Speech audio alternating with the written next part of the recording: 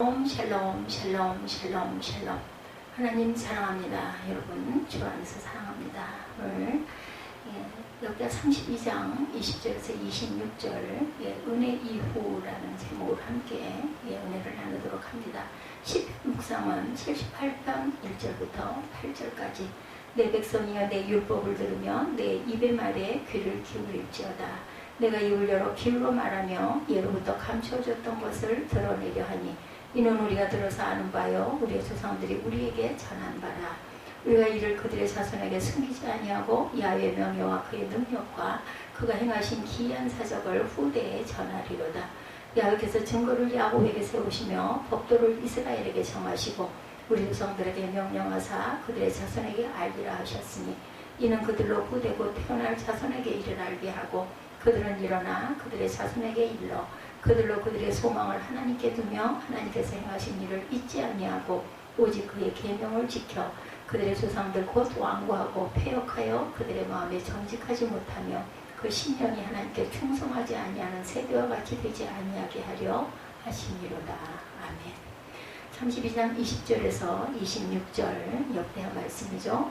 이러므로 히스기야 왕이 아모스의 아들 선지자 이사야와 더불어 하늘을 향하여 부르짖어 기도하였더니 여호와께서 한 천사를 보내어 아스로 왕의 진영에서 모든 큰 용사와 대장과 지휘관들을 멸하신지라. 아스로 왕이 낯이 뜨고 그의 고국으로 돌아갔더니 그의 시내전에 들어갔을 때 그의 몸에서 난 자들이 거기서 칼로 죽였더라. 이와 같이 야훼께서 히스기야와 예루살렘 주민을 아스로 왕 사네립의 손과 모든 적국의 손에서 구원하여 내사 사면으로 보호하시매 여러 사람이 예물을 가지고 예루살렘에 와서 야훼께 드리고 또 보물을 유다 왕 히스기야에게 드린지라. 이후부터 히스기야가 모든 나라의 눈에 존귀하게 되었더라. 이 말씀이죠. 히스기야가 그러니까 그 병이 들죠. 교만한 그 이유 때문에. 24절부터 26절입니다. 그때 히스기야가 병들어 죽게 되었으므로 야훼께 기도하며 야훼께서 그에게 대답하시고 또 이적을 보이셨으나 히스기야가 마음이 교만하여 그 받은 은혜에 보답하지 아니하므로 진노가 그와 유다와 예루살렘에 내리게 되더니 히스기야가 마음이 교만함을 뉘우치고 예루살렘 주민들도 그와 같이 하였으므로 야훼 진노가 히스기야의 생전에 그들에게 내리지 아니하니라. 증거되죠. 32장은 히스기야의 행적에 대해서 히스기야의 교만과 병에 대해서 말씀하고 있습니다. 마지막 부분이죠. 아수르 왕 사네립의 침략에 대한 유다 왕 히스기야의 승리를 또한 기록하고 있습니다. 그리고 그 히스기야가 누린 부와 영광을 또한 기록합니다. 이러한 히스기야의 영예로운 승리는 모두 하나님의 은혜에 의해서 주어진 거죠. 그리고 소유한 막대한 재산까지도 하나님이 주신 것입니다. 아수르의 침입과 방어에 대해서 말씀하고 있죠. 1절이죠. 북왕국 이스라엘을 멸망시킨 아수르의 군대가 이번에는 남왕국 유다를 침략하는 그 사건. 1절에 보면 이 모든 총선된 일을 한 후 아수르 왕 사네립이 유다에 들어와 견고한 성읍을 향하여 진을 치고 쳐서 점령하려고 한지라 이렇게 말씀하고 있어요. 유다를 침입해온 아수르 왕 사네립은 살만에스의 5세에 이어 사마리아 함락을 완료시키던 사르곤 2세의 아들입니다. 그는 군사 지도자로 특별한 능력을 갖추고 있어서 많은 원정을 하죠. 사네립 당시 아수르는 근동지방에서 막강한 군사력을 갖추고 주변의 많은 나라들을 침략하죠. 유다 성읍들을 공략하기도 합니다. 사네립의 침입에 대해서 1절에 증거하죠. 히스기야가 사네립의 예루살렘 치러 온 것을 보고 그의 방백들과 용사들과 더불어 의논하고 성 밖의 모든 물건을 막고자 하며 그들이 돕더라 이렇게 말씀하고 있어요. 물건을 막았어요. 그죠? 아수르 왕 사네립이 유다를 침입하자 히스기야는 아수르의 침입에 대처하기 위해 방백들과 용사들과 더불어 의논합니다. 히스기야가 방백들과 용사들과 더불어 의논하여 내놓은 묘책은 성 밖의 모든 물 근원을 막는 일이었죠. 그래서 일단은 성 밖에 있는 모든 물의 근원을 막아서 사네립의 군대로 하여금 식수란에 부딪히게 하죠. 이 작전이야말로 하나님이 주신 묘책입니다. 그래요. 유다는 성 밖에 있는 모든 물의 근원을 막아서 사네립의 군대로 하여금 식수란에 부딪히게 하죠. 이 작전이야말로 하나님이 주신 묘책이었던 거죠. 기온의 윗샘물을 막는 사건. 오늘 그 역대하 32장 30절에도 이 히스기야가 또 기온의 윗샘물을 막아 그 아래로부터 다리성 서쪽으로 곱게 끌어들였으니 히스기야가 그의 모든 일에 형통하였더라 증거합니다. 넷도와 물 근원 여호수아 18장 15절에도 남쪽 경계는 기랏 여아림 끝에서부터 서쪽으로 나아가 넷도와 물 근원에 이르고 르바임 골짜기 북쪽 흰놈의 아들 골짜기 앞에 있는 산 끝으로 내려가고 또 흰놈의 골짜기로 내려가 여부수 남쪽에 이르러 엔 로겔로 내려가고 말씀하고 있죠. 백성을 위로하고 안심시키는 이야기 7절이죠. 성 밖의 모든 물 근원을 막은 히스기야는 이제 백성을 이끄는 군대 장관들을 불러 모읍니다. 먼저 그는 마음을 강하게 하며 담대히 하라고 위로하죠. 그리고 아수르 왕과 군대를 인해 두려워하며 놀라지 말라고 말합니다. 또한 더 나아가 하나님께서 우리와 함께 하시기 때문에 안심하라고 안심을 시키죠. 히스기야의 이 말은 눈앞에 닥친 아수르의 침공을 두려움에 떨던 백성들의 큰 위로가 되죠. 호세아 2장 14절에도 말로 위로하죠. 그러므로 보라 내가 그를 타일러 거친 들로 데려가서 말로 위로하고 거기서 비로소 그의 포도원을 그에게 주고 아골 골짜기로 소망의 문을 삼아주리니 그가 거기서 응대하기를 어렸을 때와 애굽 땅에서 올라오던 날과 같이 하리라 이렇게 증거합니다. 마음을 강하고 담대하게 하라 말씀하는 부분. 제가 에어컨을 잠깐 끄겠습니다. 마음을 강하고 담대하게 해야 되죠. 히스기야의 기도와 하나님의 구원에 대해서 말씀하죠. 신명기 31장 6절에 너희는 강하고 담대하라 두려워하지 말라 그들 앞에서 떨지 말라 이는 내 하나님 야훼 그가 너와 함께 가시며 결코 너를 떠나지 아니하시며 버리지 아니하실 것이니라 하고 모세가 여호수아를 불러 온 이스라엘의 목전에서 그에게 이르되 너는 강하고 담대하라 너는 이 백성을 거느리고 야훼께서 그들의 조상에게 주리라고 맹세하신 땅에 들어가 그들에게서 그 땅을 차지하게 하라 말씀합니다. 히스기야의 기도와 하나님의 구원 아수르 군대의 신성모독에 대해서 히스기야가 예루살렘을 방비하고 백성들을 격려했다는 소식을 들은 아수르 왕 사네립은 신복들을 예루살렘에 먼저 보내어 히스기야와 하나님을 모욕하는 말을 외치도록 합니다. 사네립의 신복들은 참 신이신 하나님을 멸망의 신들처럼 무력하고 공허한 이름에 지나지 않는다라고 비방하죠. 즉 하나님을 사람의 손으로 지은 세상의 신들과 같이 취급해서 유다 백성을 그들의 손에서 구해낼 수 없다고 호언장담을 하죠. 왕과 백성 사이를 이간하죠. 15절에 그런즉 이와 같이 너희는 히스기야에게 속지 말라 게임을 받지 말라 그를 믿지도 말라 어떤 백성이나 어떤 나라의 신도 능히 자기의 백성을 나의 손과 나의 조상들의 손에서 건져내지 못하였나니 하물며 너희 하나님이 너희를 내 손에서 건져내겠느냐 하더라. 주를 향한 비방을 시편 74편 22, 3절에 하나님이여 일어나 주의 원통함을 푸시고 우매한 자가 종을 주로 비방하는 것을 기억하소서 주의 대적들의 소리를 잊지 마소서 일어나 주께 항거하는 자를 떠드는 소리가 항상 주께 상달되나이다. 히스기야의 기도죠. 20절에 아수르 왕 사네립의 신복들이 하나님을 모독하고 유다 백성들의 사기를 떨어뜨리려는 말을 들은 히스기야는 하늘을 향하여 간절히 기도합니다. 또한 히스기야는 혼자서 하나님께 기도한 것이 아니라 기도의 동역자로 이사야 선지자를 세우죠. 히스기야는 사네립이 보낸 편지를 하나님 앞에 펴놓고 야훼를 해방한 원수를 고발하며 구원을 강청하죠. 열왕기하 19장 14절에서 19절에도 증거하고 있습니다. 가까이 계신 하나님이십니다. 이사야 41장 10절에 두려워하지 말라 내가 너와 함께함이라 놀라지 말라 나는 내 하나님이 됨이라 내가 너를 굳세게 하리라 참으로 너를 도와주리라 참으로 나의 의로운 손으로 너를 붙들리라. 아멘. 구하고 찾는 기도죠. 구하라 주실 것이요 두드리라 열릴 것이며 찾으라 찾을 것이야. 마태복음 7장 7절 말씀이죠. 이렇게 구하고 찾고 두드리고 기도할 때 하나님께서는 주신다라는 거죠. 패배하죠. 아수르는 21절에 히스기야의 간절한 기도를 들으신 하나님께서 한 천사를 보내죠. 하나님이 보내신 천사로 말미암아 아수르 군대 18만 5천 명이 하룻밤에 멸망합니다. 이 아수르 군대가 전략상 큰 타격을 입게 되자 아수르 왕 사네립은 얼굴이 돌아갑니다. 그리고 아수르로 돌아간 사네립은 자신이 신봉하는 신전에서 아들들에 의해서 피살이 되죠. 이와 같이 유다가 아수르를 이기자 유다 근방의 이웃나라들은 히스기야에게 예물을 가지고 찾아옵니다. 부르짖을 때 응답하신 하나님, 우리가 잘 아는 에레미야 33장 3절 그 긴급 구호 다이얼이라고 그러죠. 에레미야 33장 333입니다. 너는 내게 부르짖으라 내가 알지 못하는 크고 은밀한 일을 내게 보이리라고 말씀하죠. 예, 이스라엘을 애굽에서 인도해낸 천사에 대해서 민수기 10장 16절에도 증거합니다. 히스기야의 힘겹과 죽음에서 병에 걸린 히스기야의 내용이 24절에 나타나죠. 24절을 읽어보도록 합니다. 그때 히스기야가 병들어 죽게 되었으므로 야훼께 기도하며 야훼께서 그에게 대답하시고 이적을 보이셨다 이렇게 말씀하죠. 히스기야가 마음이 교만하여 그 받은 은혜를 보답하지 아니하므로 진노가 그와 유다와 예루살렘에 내게 되었더니 히스기야가 마음의 교만함을 뉘우치고 예루살렘 주민들도 그와 같이 하였으므로 야훼 진노가 히스기야의 생전에는 그들에게 내리지 아니하니라.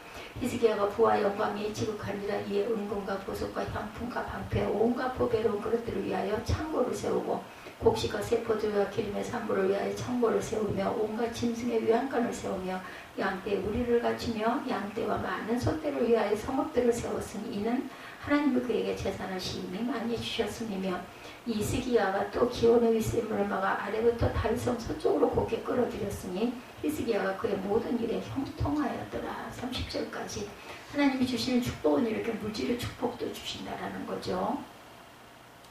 죽을 수밖에 없었던 히스기야의 중병을 치료해 주시겠다는 약속과 더불어 그의 생명을 15년간이나 더 연장시켜주죠. 열왕기하 20장 5, 6절에도 증거합니다.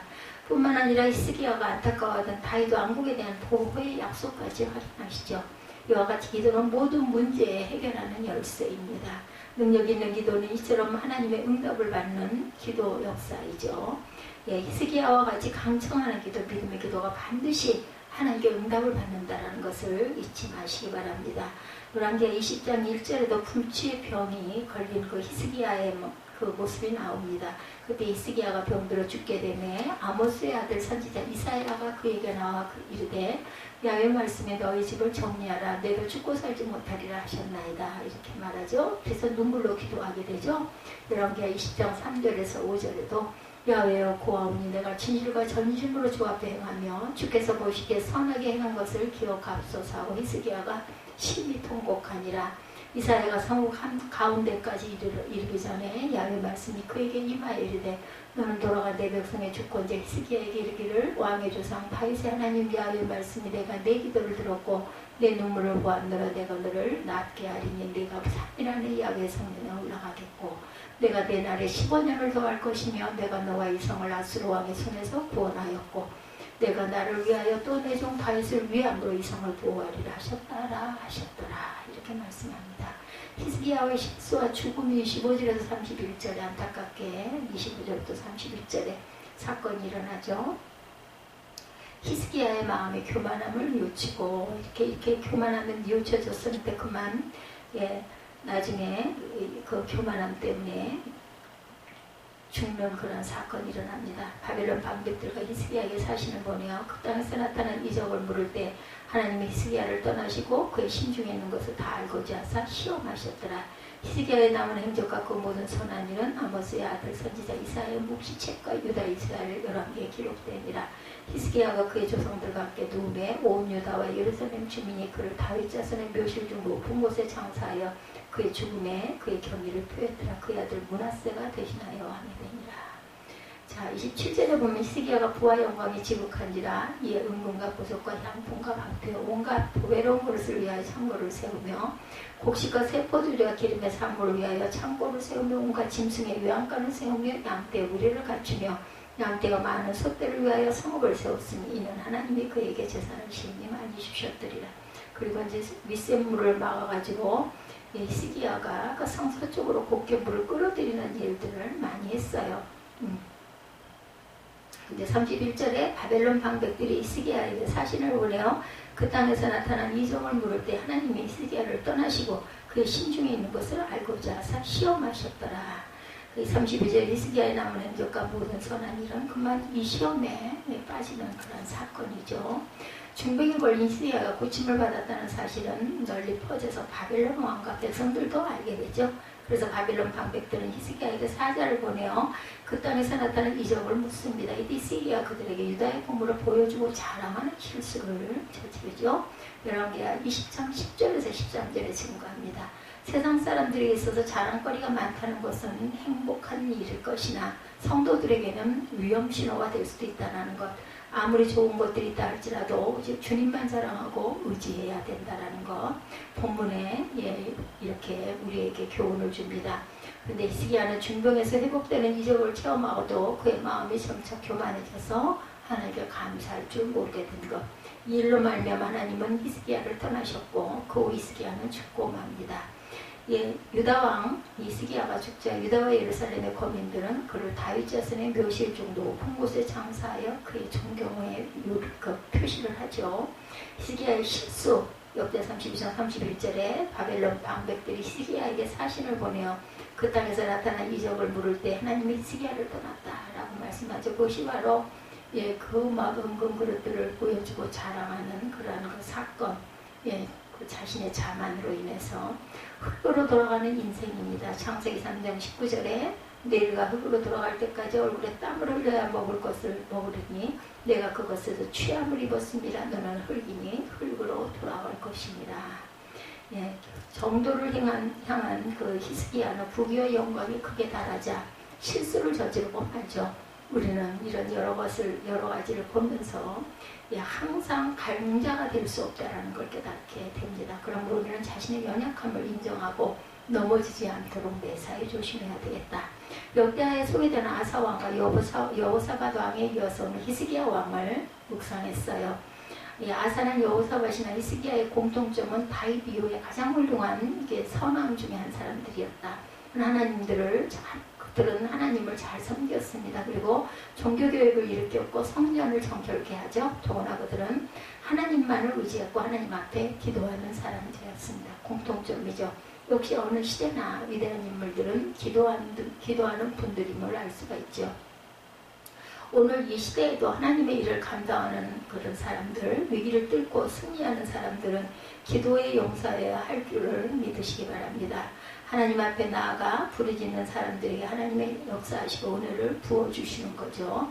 아사왕은 고수의 100만 대군을 맞이해서 어찌할 줄을 모를 때 하나님 앞에 나아가 기도했더니 하나님께서 그 전쟁에서 승리하는 영광을 허락하시죠. 여호사밧 왕은 모압과 암몬과 마온의 연합군 큰 무리의 공격을 받아 어찌할 줄을 몰랐지만 그가 하나님 앞에 나아가 기도하고 부르짖을 때 하나님이 지혜를 주셨어요. 여호사밧은 이러한 그 축복을 받죠. 그 성가대들을 앞세워서 하나님을 찬양하고 나아갔더니 하나님이 복병을 일으키셔서 그들이 서로를 공격을 해가지고 자멸해버리죠. 하나님이 여호사밧에게 큰 승리를 이렇게 주십니다. 히스기야 왕도 마찬가지죠. 아수르 왕 사네립이 많은 군대를 이끌고 남은 유다를 공격하고 예루살렘 성을 포위합니다. 우리로서는 그들을 감당할 수가 없었어요.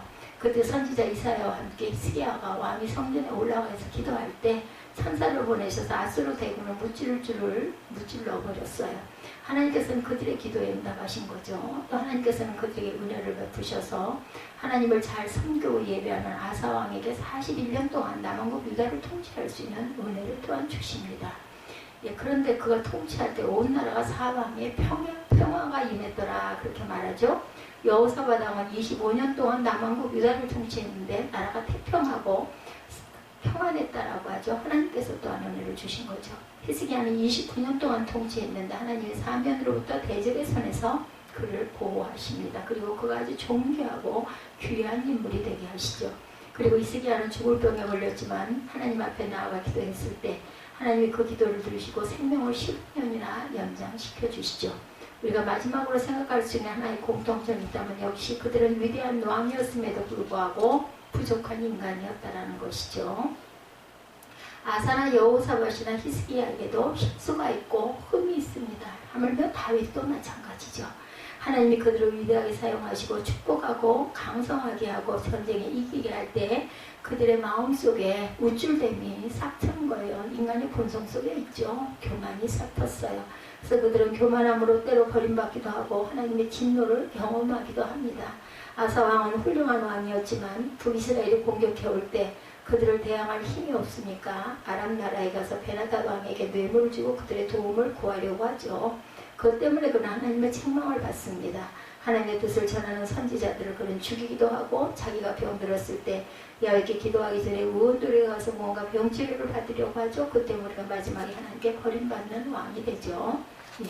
그런가 하면 여호사밧 왕은 이제 북이스라엘 왕 아합이 바알과 아세라를 섬기는 그런 악한 왕이었는데 그와 협력하기 위해서 혼인관계를 맺죠. 그것 때문에 전쟁에 나갔다가 죽을 고비를 경험합니다.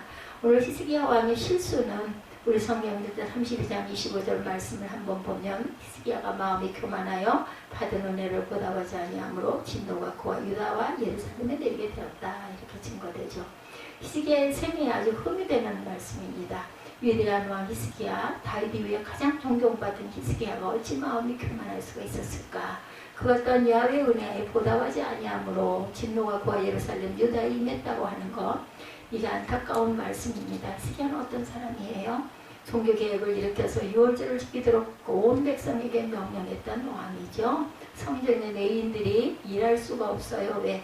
양식이 없어서 먹지 못하니까 다 도망가서 농사를 짓고 있었습니다. 그래서 온 백성에게 하나님의 규례대로 11조를 드리게 하죠. 11조를 드리는 양식을 가지고 레위인들이 생활을 할 수 있게 되었고 성전 예배가 정상적으로 이루어지게 됩니다. 예, 그는 성전을 정결케 하고 우상을 다 몰아냅니다. 그리고 히스기야 터널이라는 역사 속 유명한 터널을 만들기도 합니다. 밖에 있는 저수지에서 물을 지하로 끌어들이고 성 안에서 연못을 연결합니다. 이게 역사적으로 보면 약 3000년 전에 이런 공사를 했다는 거 기적이죠. 지금도 보면 혀를 내두를 정도로 대단하다고 그래요. 북한이 땅굴을 잘 판다 하지만 이건 이미 3500년 전에 이런 일들이 히스기야 시대에 일어났다는 거. 밖에서부터 굴을 파서 물을 끌어들이고 안에서부터 타나가서 지하의 중간에서 땅 만나게 만들었다는 겁니다. 사람이 걸어다닐 수 있는 크기의 수로를 만들어 그리로 물을 끌어들이니까 전쟁이 나도 물 때문에 걱정이 없다고 그래요. 안에 물이 쏟아지니까. 참 대단한 왕이었습니다. 엄청난 일을 업적을 남긴 사람이 바로 히스기야 왕입니다. 또한 그는 하나님의 은혜를 많이 입었습니다. 산에 미쳐들어와 나라가 위기에 처했을 때 하나님의 앞에 나아가 기도하고 부르짖었더니 하나님이 큰 승리를 주십니다. 우리가 오늘 성경 20절과 21절 말씀을 다시 한번 보면 이러므로 히스기야 왕이 아모스의 아들 선지자 이사야와 더불어 하늘을 향하여 부르짖어 기도하였더니 하나님께서 한 천사를 보내어 아수르 왕의 진영의 모든 큰 용사와 대장과 지휘관들을 멸하신지라. 아수르 왕이 낯이 뜨고 그의 곡으로 돌아갔더라. 그의 시내전에 들어갔을 때 그의 몸에 난자들이 거기서 칼로 죽였더라. 이렇게 끝이 납니다. 이 아수르 왕 사내립이 아주 교만한 사람이었죠. 예루살렘의 성문을 열지 않고 안에 들어있으니까 전쟁을 할 수가 없어서 심리전을 펼치기도 하죠. 안에 있는 백성들을 향하여 너희가 믿는 야훼의 헛과다. 너희를 도울 힘이 없다. 그런 말을 했어요. 하나님을 비방하죠. 그러면서 내가 많은 전쟁을 치렀지만 아직까지 내 속에 내 손 안에서 그 민족을 구원할 신들을 본 적이 없다. 이렇게 야훼를 비방합니다. 너희 여호와라고 별거에 다르겠느냐. 그럼 하나님을 비방합니다. 교만이죠. 그러나 히스기야는 싸울 힘이 없었죠. 성전에 올라가 기도했더니 하나님께서 천사를 보내서 그들의 진영을 힘들어 놓고 그들끼리 다 싸워 멸하게 하죠. 용사와 대장과 지휘관들이 죽습니다. 그리고 아수르 왕만 겨우 생명을 건지고 부끄럽게 도망가는데 낯이 뜨거울 정도로 그런 부끄러움을 느끼죠. 그러나 아수르에 돌아가 자기 신전에 가 자기가 믿는 신에게 예배를 드리려고 그러는데 거기에 그의 아들들 그가 낳은 자식들이 와서 전쟁을 일으켜서 수많은 사람을 죽이고 패배하고 돌아온 자기 아버지를 칼로 쳐서 죽입니다. 교만하던 그는 결국 단칼에 생명을 잃고 마죠. 하나님은 이렇게 이스라엘을 승리하게 하시죠. 히스기야에게 주신 그 영광과 승리 굉장히 대단하죠. 그것만이 아닙니다. 그 사건이 여러 나라에 번져가 많은 나라에서 사절들을 보내요. 어떻게 하나님을 그렇게 위대하신 분이냐 하면서 알기를 원하죠. 22~23절이죠. 이와 같이 야훼께서 히스기야와 예루살렘 주민을 아수르 왕 사네립의 손과 모든 적국의 손에서 구원하여 내사 사면으로 보호하시매 여러 사람이 예물을 가지고 예루살렘에 와 야훼께 드리고 보물을 유다와 히스기야에게 드린지라. 그 후부터 히스기야가 모든 나라의 눈에 존귀하게 되었더라. 그는 각국의 나라의 존경을 받는 인물이 됩니다. 하나님에게만 예물을 드리는 것이 아니라 히스기야에게도 많은 보물을 진상하죠. 존귀한 자가 되었습니다. 이런 은혜를 입은 히스기야가 어쩌다가 교만하게 되었을까? 또 질병에서 하나님이 치료해 주시기도 하죠. 24절에 그때 히스기야가 병들어 죽게 되었으므로 야훼께 기도하며 야훼께서 그에게 대답하시고 위적을 보이셨다. 죽어야 될 자리에 있는 열왕기하에 보면 그는 하나님 앞에 나아가 벽을 향해 얼굴을 돌리고 눈물을 흘리며 기도하죠. 하나님 저의 선한 것을 돌봐 주시옵소서. 하나님이 그의 기도를 들으시고 그를 세식의 뒤로 10도를 물러오게 하셔서 생명을 15년 연장시켜 주시죠. 세상에 이런 은혜를 입은 사람이 어디 있느냐. 하나님이 그에게 모든 재물과 영광과 더한 것들을 다 더해 주셨습니다. 문제가 있었어요. 잘 될 때, 건강할 때, 부유할 때 우리 마음속에 교만이 싹 틀 수 있다는 것 항상 조심해야 되죠. 바로 히스기야의 마음속에 교만이 침략해 들어옵니다. 이것을 우리는 잘 경계해야 합니다. 바벨론이 사절들을 보내어 도대체 남원국 유다의 땅에 기적이 일어나고 그런 놀라운 승리를 거뒀다. 도대체 무엇 때문이냐 묻죠. 당연히 야훼께서 하나님께서 하셨다라고 말했으면 되는데 그들을 데리고 자기의 왕궁 곳간에 성전 보물 창고 군기고 군사들과 갑옷 전쟁 무기가 있는 무기고들을 다 보여줍니다. 바벨론에게 모든 정보를 넘겨준 거죠. 자랑하느라고. 결국 그것 때문에 얼마 후 남원국 유다는 바벨론 공격에 의해 당하고 패배하고 백성들은 포로로 끌려가는 슬픔을 경험하게 됩니다. 하나님이 승리케 하셨고 그는 이렇게 말하지 않고 자기 자랑만 늘어났죠. 결국 이것이 하나님의 눈에서 벗어나는 그런 교만, 그것으로 인해서 결국은 히스기야가 죽는 결과가 일어납니다. 교만한 마음이 드는 순간 보통 인간들은 감사를 잃어버리게 된다는 것, 그것이 교만의 특징이라는 걸 잊지 맙시다. 시편 116편 12절에 야훼께서 내게 주신 모든 은혜를 내가 무엇으로 보답할까? 내가 구원의 잔을 들고 야훼 이름을 부르며 야훼 백성 앞에서 나는 나의 선을 갚으리로다 증거합니다. 시는 정말 하나님 은혜를 보답하기 위해서 몸부림치고 있는 그의 고백을 우리에게 전해주고 있죠. 우리가 무슨 기적을 체험하고 어마어마한 부자가 돼서 감사할 이유가 있는 것이 아니고 한 해를 돌아볼 때 하나님께서 우리를 먹이시고 입히시고 돌보시고 보호해 주셨다면 은혜고 감사의 제목입니다. 살아있는 그리스도인은 생명 있는 그리스도인의 특징은 감사할 줄 안다라는 것. 감사하는 그리스도인이 가장 위대한 사람이고 가장 성숙한 사람이라는 거죠. 하나님이 내게 주시는 받은 은혜를 생각해 볼 때 보답하는 것, 이것은 하나님이 보고 계시는 것이라는 것. 사도행전 10장에 천사가 와서 고넬료에게 말합니다. 내 기도와 구제를 내가 기억한다. 하나님은 우리의 기도와 구제를 보고 계시다라는 것. 받은 은혜에 보답하는 저와 여러분들이 되시기를 주님의 이름으로 축복합니다.